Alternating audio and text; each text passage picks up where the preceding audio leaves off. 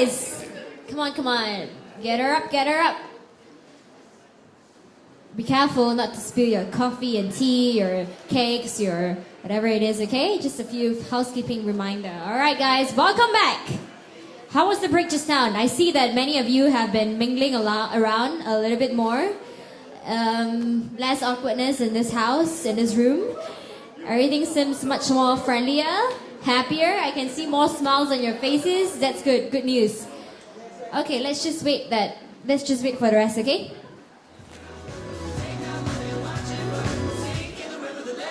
Alright guys, we need you guys to get her up for the second part, the second session of this workshop. It's going to start very, very, very soon as you get your bomb or no beans. Alright guys, just now...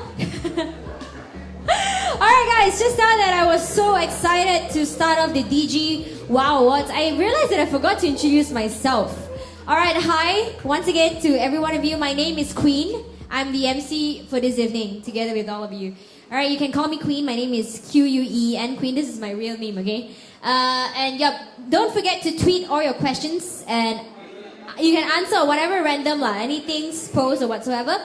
Post it up, and later on as we invite our guest speakers, do not forget to direct your questions to the speaker and also post your questions, okay? Keep them coming, and also keep hashtagging what? DiGi WWWOW, DiGi WWW, and together with your selfie, YOLOs, and whatsoever, because later on, as you go home, okay, later when we end the session, your Instagram selfies, now we'll take for the pictures, for the selfies that you have taken, we are going to give you a small reward, just a small souvenir as you go home.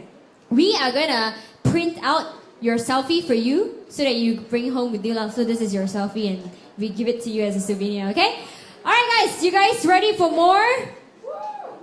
Yes. No, not excited, Are you the both of you only, Good. Are you guys ready for more? Yeah. That's more like it. Alright guys, let's keep the ball rolling. Without further ado, let's have our second speaker. Let me just do a brief introduction on his background. Okay. So, he is the founding curator of TEDxKL and is one of the first 36 TEDx license holder around the world. One of the 36, and he's one of them around the world. And he is a mentor and also the board of directors to many entrepreneurial organizations across Southeast Asia. Am I right? Yes, this is right. He is also the founder of Next Up Asia. And he, yes, whoa, more and more amazing details. And he is none other than, put your hands together for Daniel! Hello.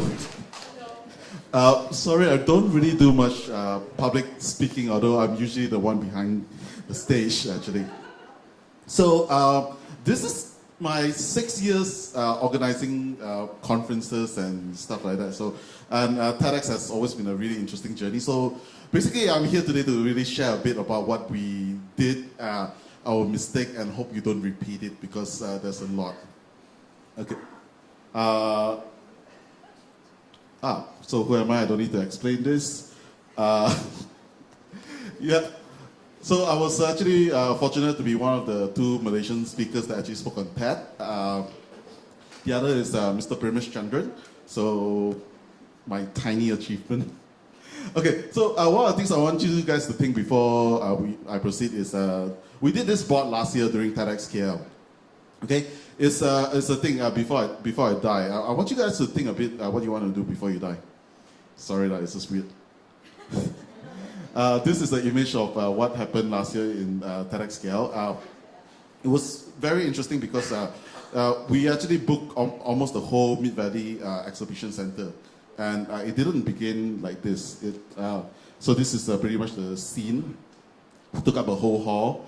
If you can see right around there, there's Miss Bernie Kwa, who is actually doing a visual illustration. I do not know, I can't remember whose speaker is that. Is that, what's his name? Jeffrey? Or is that, no, I can't see properly. Never mind. Okay, so everything popular is wrong. When we first started TEDxKL, it wasn't really it was basically this thing. TED, about 7 years ago, decided to upload a bunch of videos over on YouTube, and their site. TED, in case, who actually watched a TED video before? Oh, I expect more because you guys are digitally connected. Okay, so TED is a 30-year-old conference started in California by this guy named Richard Wurman. And the conference is basically about three things, originally: technology, entertainment, and design. Then about 10 years ago, Chris Anderson took over as the head curator of TED. And then the decision was to actually, hey, our team is actually ideas worth spreading. How can we spread the most amount of people all these amazing ideas that we have accumulated for over 20 years? And so they uploaded the TED videos around. There was a big following. Then there was a very strange phenomenon. People actually start coming together, and when they came together to watch TED videos. Have you guys done that before? No. Okay. So this was before TEDx. There was a gathering in Tokyo that had about 500 people gathered to watch TED videos. No live speakers, basically people sitting down watching videos after videos after videos. And TED decided, like, oh, this is interesting. What's going on? Let's try to find a way to actually, I won't say capitalize, I would say, let's find a way to actually enhance this and give a bit format. That's where TEDx was actually formed. I was fortunate because one of my friends was actually doing an internship in TED, and she was like, hey Daniel, I know you are very bored after you, because I exited from my last company and I was very bored. And so I decided like,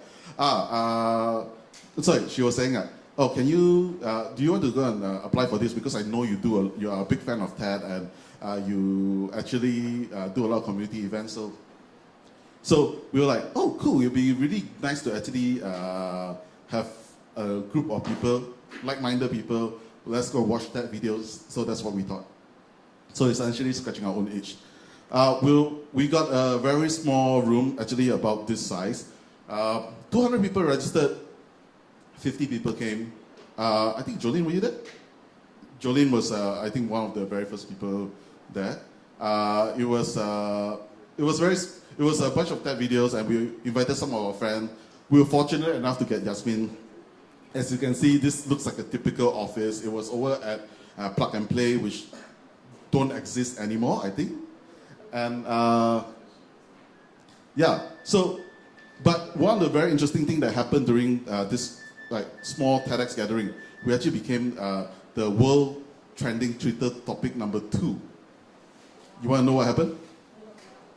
That's like worldwide, it's not Malaysia alone, So basically, one of our friends, let's call him Mr. D, and Jolene will know who, start selling about himself, and then the TED audience were a bit sophisticated, and they realized that, hey, you're not supposed to sell on stage, you're not supposed to talk about your achievement and stuff like that. So everyone was complaining, and then TEDxKL became infamous because of that.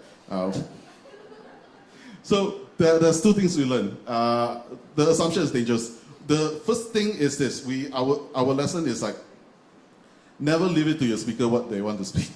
The second thing so always have a plan, essentially. The second thing is that we didn't manage the expectation of our audience. Our audience expected something a bit more TED-like. We expected ourselves, a group of people, a group of like-minded individuals watching TED videos and seeing some speakers speak. But so let's go to version 2. So this was in Microsoft.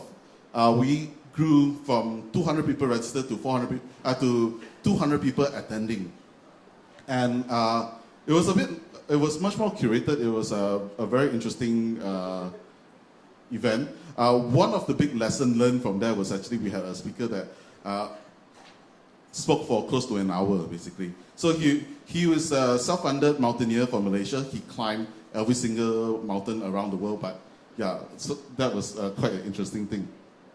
But we didn't understand the rules, because what makes a good TED Talk? What makes a good thing? So for everything in your business or in whatever you do, you always need to understand what is the rule and how can you explore the limits of your rule. And without knowing that, we didn't know we can chase him off stage. We didn't know that So we were being very nice Malaysian. Just leave him speaking. Then we're like, behind that waving, hey, over already, time's up. Well, so what we can do is actually, we can go up there and stand beside him and like, hey dude, your time is over, get out. Okay, so that's things that we need to learn. This was version 3. This was the third one. We did this in a place called Black Box Publica. The interesting thing that we actually learned from here is that, you know, the look and feel, the packaging is really important. The past 2 events was actually done throughout in an office building. It didn't look like TED. You guys people watched the video, people watched the whole thing. One of the things that Mind Valley did really well is actually packaging the whole thing. And look at every single thing here. It's very deliberate. It's very well crafted. So we understand we need to craft an experience. We need to craft something that enables our users, our participants to actually enjoy. It's not only just listening. It's not only just talking, but whatever they see, whatever they interact, and whatever they do. So this was lesson 3. We changed the rule.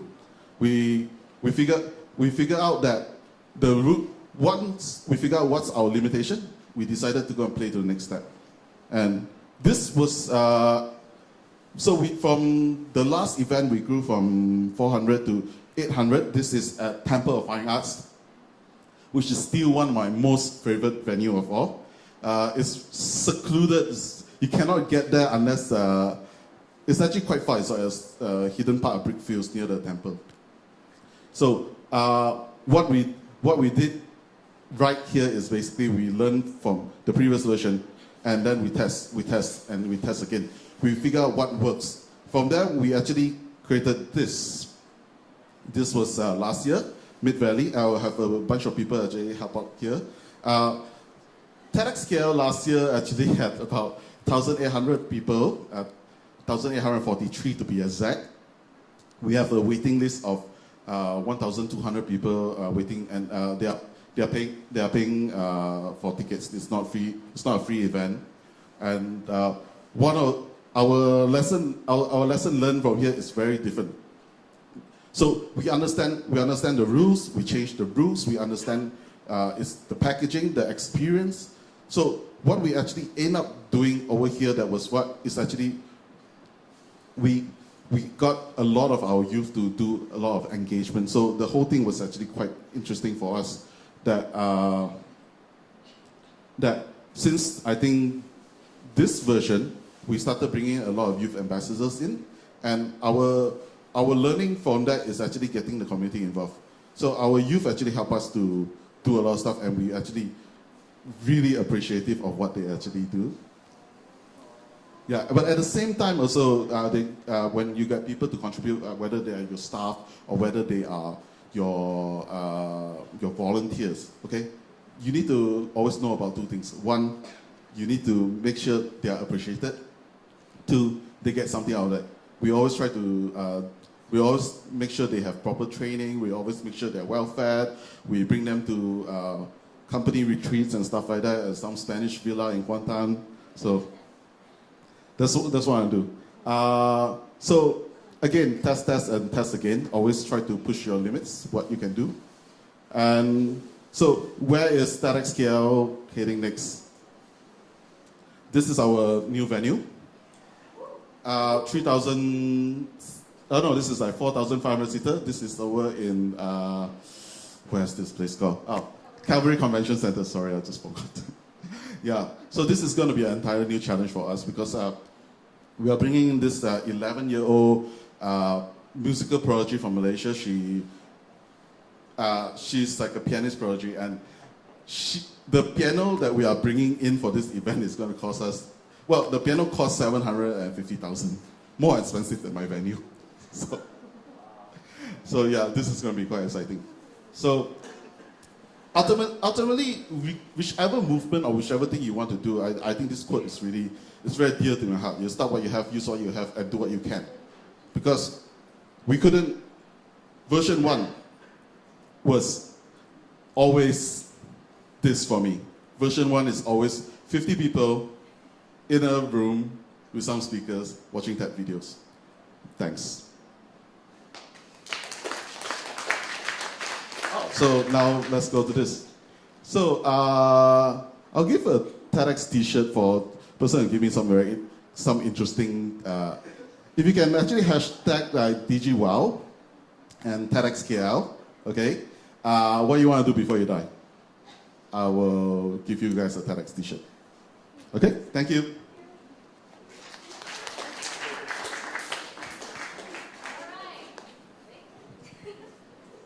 All right, thank you very much, Daniel, for telling us so much about TEDxKL. Okay, so now we're open the floor for some question and answer. Oh, I saw a tweet from Scott. Is that from him? That's from him, right? Yeah, that's from him. I can read tweets, although I don't play with tweets. Okay, anyway, Twitter. Any question from the floor? Anybody?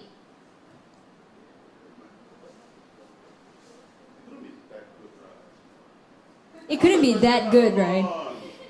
Any question? Any question you want to ask? Like, what size do you wear your t-shirt? Random question. What's your favorite color? Yeah. Jolene. Quick one. How do you deal with the backlash about TEDx one when there was the big hoo-ha about the speakers? Ooh, ouch. Ooh, ouch. No, that's not the thing. The thing is actually we decided to do better. Basically, we know it was Scott. So what happened? Oh, sorry. We know that even TED found out about this, and then it's like it was a learning experience for both us and TED, and we learned a bit more to figure out like, okay, what can we do? How can we manage this better? The backlash was actually quite interesting because it was. Oh, by the way, we've been hitting trending topics on Twitter almost every year, basically. Last year was quite interesting because the trending topic actually happened the day after TEDx. So I think you can't do much at that point except for apologize and promise to do better, and we did. That's what we keep constantly pushing ourselves to do. Oh, that's a true man. Getting through what it is and going further, moving forward. All right, that's it, right? Any more questions from the floor? All right. Okay, we're going to pass you the mic. Hi. Daniel, there's a question for you. This one? Right. Yep. Hi. Yeah, when you talk about engagement, could you share with us what are really the activities that you create for every year for all of your events? Yearly, what are some of the activities that you've created to increase the engagement? Okay, so you're talking for pre-event or during event? Pre-event and also the upcoming one. Okay, Yeah. so a lot of the stuff actually, by the way, I'm sitting next to the co-marketing lead of TEDxKL this year. So we always try to, because for TEDx we always have a very limited budget, so although it seems like a big event, but our budget is very, very small compared to some TEDx around the world. And what we tend to do is we always want to try to come up with very interesting, creative ways. Leveraging on social media is definitely one of it. Having good marketing partners is definitely another. We are very fortunate to actually have the Star with us for a very long time. A lot of our partners actually been with us for ages. Coming up with innovative ideas to actually spread the message. Like one of it happened about the one in, I think it's the third one, because the theme was we have a secret. So we actually got a bunch of our TEDx volunteers. We got some celebrities and etc. We did a black and white photo with a big X across. So if you have seen it, yeah. Then I can also we also do some interesting groundwork engagement to actually get people to talk about it. But let me tell you one idea that I really like, which happened in TEDx Buenos Aires. Basically, Buenos Aires, Argentina. Sorry. What they did is they actually invited a bunch of taxi drivers come in and watch a TEDx session. And because they were so excited about the event, they end up talking to their, taxi drivers like to talk, right? So they end up telling their passenger about the event. So there are a lot of if you look around, there's a lot of very innovative stuff you can do with very limited budget.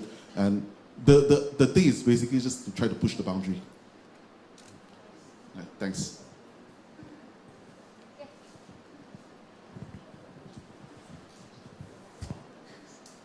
Just wondering, how did you start funding your event? Because I think for most entrepreneurs that would be the question. So, I have an unfair advantage. I had an exit, so basically I funded we funded our first whole event, but you can always plan out with cash flow, basically. So essentially, when you plan for an event, a lot of people don't plan cash flow. Cash flow is always king. So when does your ticket start selling? When does the sponsor money coming in, and etc.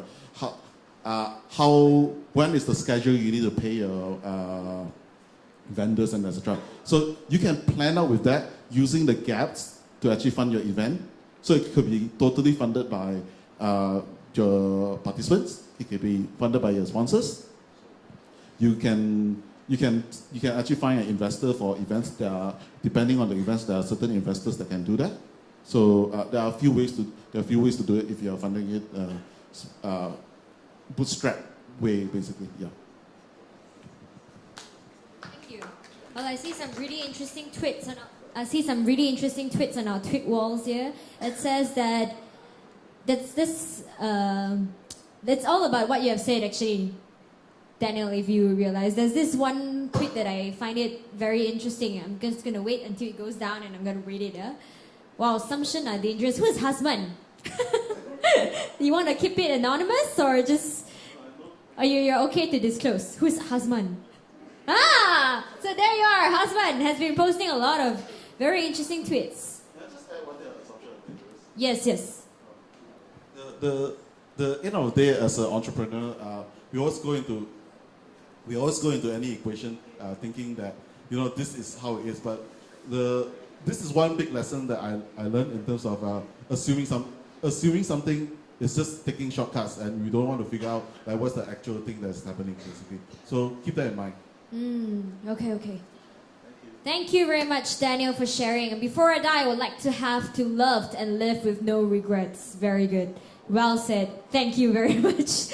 All right, we will hear and we'll be seeing more tweets from the floor later on. It's okay to not speak up. If you have any questions, you can still post it up, all right? All right, next, we will continue to our next speaker. And for this speaker, he does not want to do any introduction. He needs no introduction, actually. And he will be sharing about himself in the speech itself. Ladies and gentlemen, put your hands together for Andrew Chow.